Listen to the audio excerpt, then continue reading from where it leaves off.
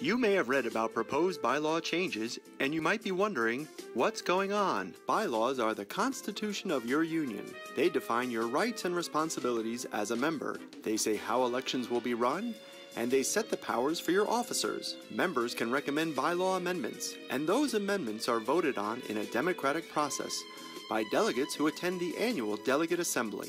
Delegates are chosen by members in their local elections. Delegates must be members in good standing. For example, if a local association were illegally withholding dues from the state and national union, that would cause a member to be not in good standing with their state and national union.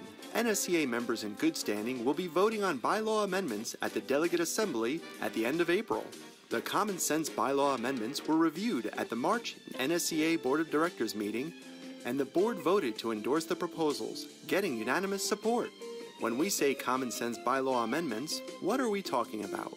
Well, one proposed bylaw amendment says an association shall not employ any person who has been found by a competent federal court of law to have violated their fiduciary duties. This bylaw, like the others, are written to give members real control over their association. Why would anyone be against a bylaw that prohibits an employee who has been found to violate their fiduciary duties? You can read all of the proposed bylaws on our website, nsca-nv.org. The bylaws support NSCA's position that educators are stronger when we are united at the local, state, and national level. Visit nvunity.org to learn more and sign the petition supporting unity. You may have read about proposed bylaw changes,